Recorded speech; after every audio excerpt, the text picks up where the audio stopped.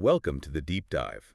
We're really diving into the raw energy and lasting legacy of heavy metal vocalist Paul Di'Anno today. A true legend. Absolutely. You've given us some articles on his recent passing. Yeah. So let's unpack his journey from those iconic early days with Iron Maiden to his later work. It's a fascinating story. It really is. Yeah. Especially because it's so intertwined with the evolution of heavy metal itself. His time in Iron Maiden, though short, Right. had a seismic impact. It really did. Speaking of Iron Maiden, before we get into the nitty-gritty, you've got to remember the context. Okay, let's set the stage So then. we're talking about the late 70s, Okay.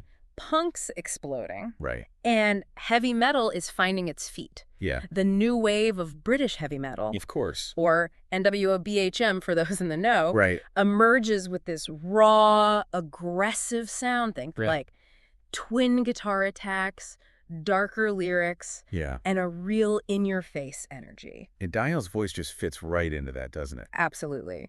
This is a guy born in East London in '58, Right. cutting his teeth in the music scene when this new wave of metal hits.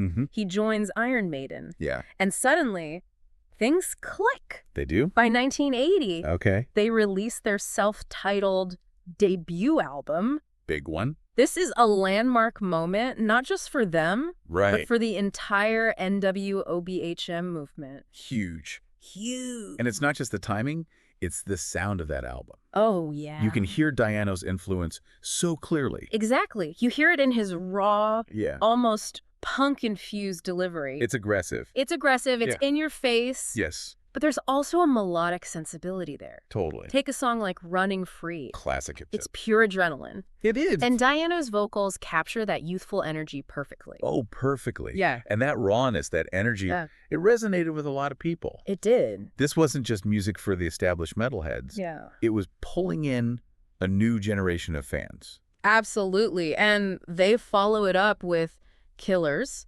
in '81, Another good one. further solidifying their place at the forefront of this movement. Yeah. There's a darkness Right. and a theatricality to Di'Anno's vocals on this one that really stood out. Oh, yeah. Think of the almost spoken word intro to Murders in the Rue Morgue. Oh, I love that one. It's chilling. It is. It's captivating. Yeah. It's pure Di'Anno. Pure Di'Anno. Yeah. He had this ability to draw you in, Yes. to make you feel like you were part of the story he was telling. Precisely. Yeah. And that's not something every vocalist can do. No, it's not. Right. It's interesting, though, Yeah. because even with this incredible success, Right. his time with Iron Maiden was short-lived. It was. Well, it seems like the whirlwind of those early years took its toll. Yeah. Constant touring, creative differences. Yeah. It all came to a head in '81. 81. They parted ways, Right. which is unfortunate, but it happens. It does. Especially when you have strong personalities in a band. Oh, absolutely. Yeah. And it takes a certain self-awareness, to admit that. Right. But it's also a testament to his respect for the music Yeah. and for the band. Right. He knew he wasn't in the right headspace. Yeah. And it's better to step away than let the quality suffer. You can almost hear those early years reflected in his later solo work. Oh, yeah. Yeah, it's almost like he poured that raw energy from those Iron Maiden days into crafting his own sound. It's a common thread, isn't it? Totally. That early intensity can Yeah. be a powerful creative force. For sure. And in Di'Anno's case, Yeah. it led to a really diverse and prolific solo career. It did. We're talking a dozen studio albums. Oh, well. Countless live recordings, Yeah. collaborations with other bands. Right. He was a musical force, Yeah. constantly experimenting, Right. constantly pushing boundaries. This wasn't just him churning out the same sound over and over. No. He explored different styles and lyrical themes. Exactly. You hear elements of classic heavy metal, of course, Of course. but also punk, hard rock, Right. even some more melodic influences. Interesting. Take his 1984 solo album, Okay. Charged Up. Okay. It's got this raw, almost rebellious energy, Yeah. very reminiscent of those early Iron Maiden days. Right. But then you listen to something like The Living Dead, Okay. released in 2006, Okay. and you hear a more mature sound, Right. more introspective lyrics. That's cool. It's fascinating to track his evolution as a musician. It really is. Yeah. Makes you wonder what direction his music might might have taken if he hadn't faced those health challenges we mentioned earlier. Oh, yeah. Right? It's impossible to say for sure. Sure. But those health issues definitely had a profound impact on his life and his career. Of course, you're talking about the knee surgery in the 2010s. Yeah. That eventually confined him to a wheelchair.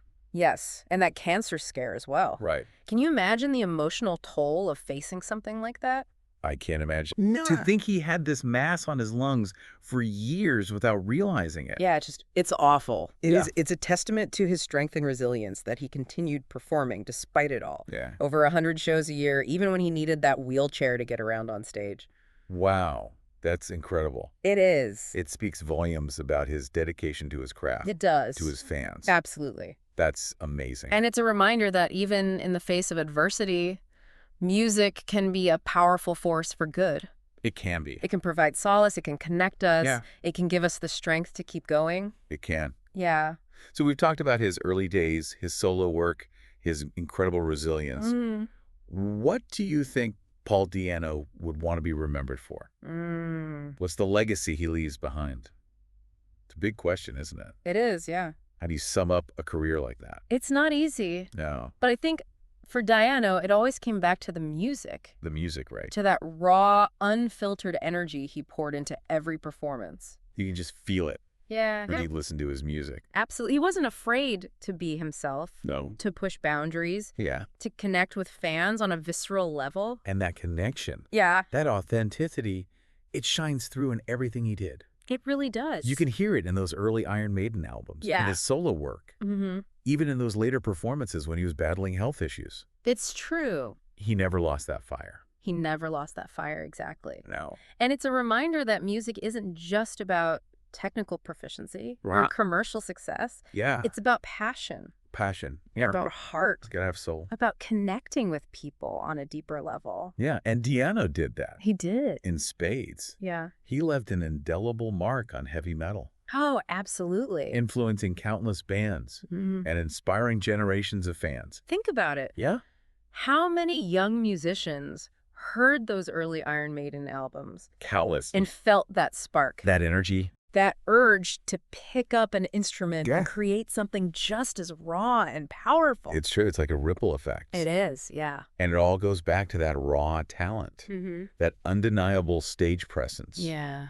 that genuine love for the music. It's true. And, it's interesting to think about his legacy Yeah. in the context of the music industry as a whole. Okay. Here's a guy who achieved massive success early on, Right. went through his share of ups and downs, Of course, yeah.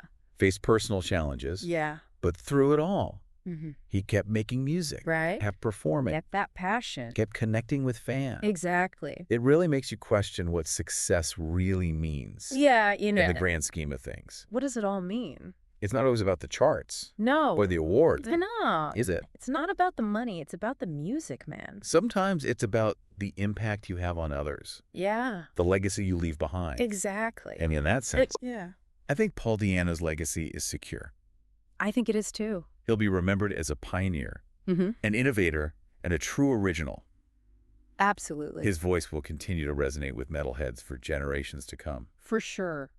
And maybe that's the most fitting tribute of all. It is. That even though he's gone, Mm, his music, his energy, his passion continues to live on. it lives on. Thanks for joining us on this deep dive. Yeah, thank you. It's been a privilege to explore the life and legacy of Paul Di'Anno with you. The pleasure was all mine.